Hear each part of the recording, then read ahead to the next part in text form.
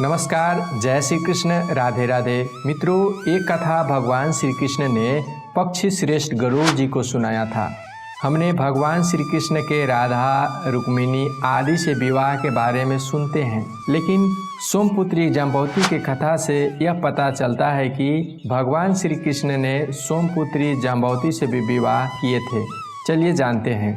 भगवान श्री कृष्ण ने कहा, हे पक्षी श्रेष्ठ गरुड़, इस सृष्टि से पूर्व सृष्टि की बात है। जाम्बवती श्री सोम की पुत्री थी।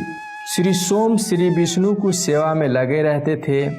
उसकी पुत्री जाम्बवती भी पिता का अनुसरण करती थी।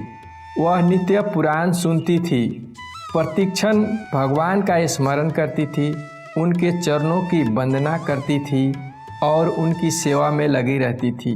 धीरे धीरे जाम्बवती के अंतरकणों में संसार की नश्वरता घर करती चली गई। वह समझ गई कि सुख दुख माया का खेल है। इसके ऊपर उठकर वह भागवत प्रेम में आनंद विभोर रहने लगी। उसकी वाणी से भगवान के नाम और गुणों का कथन होता रहा। आंखों प्रभु के प्रतीक्षा में रत रहती, कान उनकी मीठी बातें सुनने के लिए उत्सुक रहते, हाथ आचरण के स्वभाव में लगे रहते और पैर उनकी प्रदक्षिणा में व्यस्त रहते। हृदय में एक ही कामना रह गई थी कि मैं भगवान के चरणों की दासी कैसे बन जाऊं। वह सारा कार्य भगवान के लिए करती थी और संपन्न होने पर उन्हें भगवान को ही समर्पित कर देती थी। ब्राह्मणों और संतों की पूजा में उसे रस मिलता था। एक दिन श्री सोम ने तीर्थ यात्रा का विचार किया। इस समाचार से जाम्बवती फूली न समाई। वह पहले से ही उन स्थलों का देखना चाहती थी जहां भगवान ने लीलाएं की है और जहां वे अदृश्य रूप से आज भी विराजते हैं। भगवान श्री निवास में जाम्बवती का मधुर भाव था।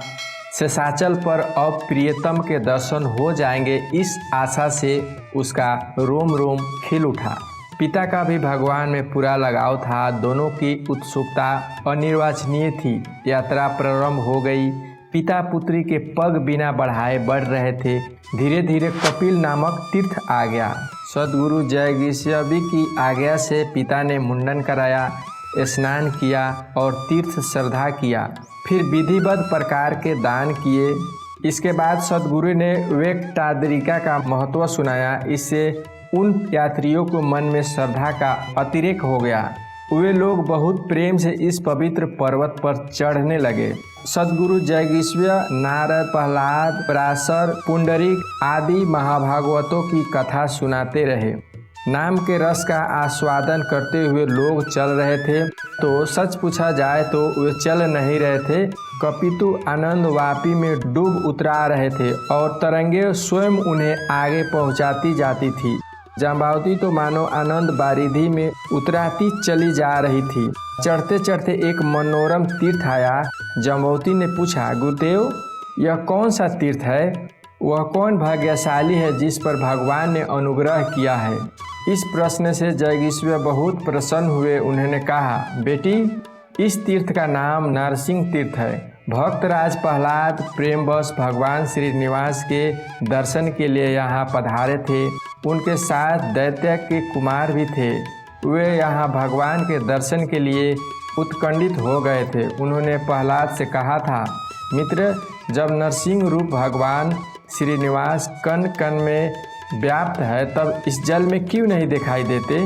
कृपा कर उनके दर्शन करा दीजिए। भक्तराज प्रहलाद ने अपने भक्त प्रेमी मित्रों का बहुत आदर दिया। इसके बाद उन्होंने भगवान से प्रार्थना की कि वो सबको दर्शन दे। भगवान ने संतराज की प्रार्थना स्वीकार की। दैत्य कुमार दर्शन पाकर कृतकृत्य हो गए और भगवान इस जल में स्नान करने से ज्ञान की प्राप्ति होगी, ऐसा वरदान देकर प्रहलाद तथा दैत्य कुमारों को साथ सदा के लिए उस तीर्थ में बस गए। उनका यहाँ वास आज भी वैसा ही है और आगे भी वैसा ही रहेगा। मध्याह्न के बाद आज भी चारों ओर जय जय के शब्द सुनाई पड़ते हैं। इस इतिहास को सुनकर सबको रोमांच हो आया। सभी को भगवान श्रीनिवास ने दर्शन दिया। जाम्बवती के मधुर भाव के अनुरूप भगवान हजारों कामदेवों को समान अपना कमनीय रूप दिखाया। देखते ही जाम्बवती का प्रत्येक अंग शिथिल हो गया। रोमांच हो आया और आंखों से प्रेम अश्रु ढलने लगे। किसी प्रकार टूटे फूटे शब्दों में जाम्बवती ने कहा, नाथ श्री चरणों में रख लो। अब तक भगवान ने अपने सौंदर्य सुधा का ही पान कराया था, अब उन्होंने अपने वचन सुधा का पान कराते हुए कहा, मैं तुम्हें व्यक्तिश मंत्र बताता हूँ, तुम यही रहकर इसका जाप करो। जाम्बवती को लगा कि उसके कानों में अमृत उड़ेल दिया गया हो। वह आनंद से बेसुध होने लगी। उसे न अपना पता था न पराया का। जन्म की साथी लाज कहाँ चली गई इसका भी उसे पता नहीं था। आनंद आवेश में वह नाचने लगी। जाम्बवती के उस नृत्य से सारा ब्रह्मांड रस विभोर हो उठा। स्वर्ग से अप्सराएं उतर आई और जाम्बवती के अगल बगल में नाचने लगी। देवताओं ने ढुंढुली बजाई और आकाश से पुष्प की वृष्टि की। इसी प्रकार भगवान के प्रेम में आह्लादित होते हुए जाम्बवती की तीर्थ यात्रा चलती रही। गुरु जयगिश्वर ने भगवान वेंकटेश का महात्म्य उसे सुनाया। स्वामी पुष्करणी तीर्थ जहाँ श्रीनिवास सदा विराजमान रहते हैं, कहा, इतिहास बतलाया, जिसे सुनकर वह आनंद से भर गई। श्रीनिवास के प्रति उसका अनुराग बढ़ता ही गया। गुरु द्वारा बताए गए वेंकटाद्रि के सभी तीर्थों का जाम्बवती ने बड़े ही भाव से सेवन किया। अंत में वह ऋषि तीर्थ पहुंची। सप्त ऋषियों से सुशोभित उस पुण्य पवित्र ऋषि तीर्थ में उसका मन रम गया। वह वहीं रुक गई। दीर्घ समय तक उसने वहां तप का अनुष्ठान किया।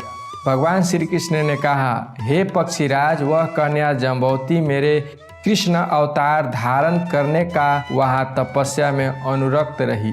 उसका शरीर अत्यंत पवित्र हो चुका था। अंत में पति के रूप में प्राप्त करने की अभिलाषा से योग धारणा द्वारा अपने उस शरीर का परित्याग कर दिया और वह भक्तराज जाम्बवत के घर में पुनः उत्पन्न हुई। वहाँ उसका नाम भी जाम्बवती ही पड़ा। भक्ति प्रायण जाम्बवती पिता के घर में धीरे धीरे बढ़ने लगी। पूर्व जन्म के समान ही इस जन्म में भी वह एकमात्र हरिनिष्ठ थी। उसका पिता जाम्बावन भी महान भक्त थे। उन्होंने अपनी पुत्री जाम्बवती को पत्नी के रूप में मुझे समर्पित कर अपने को धन्य माना। जाम्बवती ने भगवान श्री कृष्ण को सदा के लिए अपना पति बना लिया। उसको भक्ति सफल हो गई। विश्व के नाथ ने विधि के साथ जाम्बवती से विवाह कर लिया।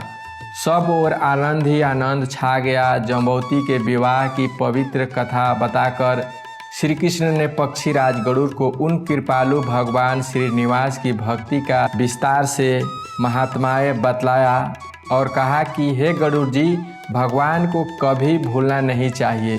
निरंतर उनके हरि आदि मंगलमय नामों का उच्चारण करते रहना चाहिए। मित्रों, वीडियो अच्छा लगा होगा तो वीडियो को लाइक और चैनल को सब्सक्राइब जरूर कर देना। धन्यवाद।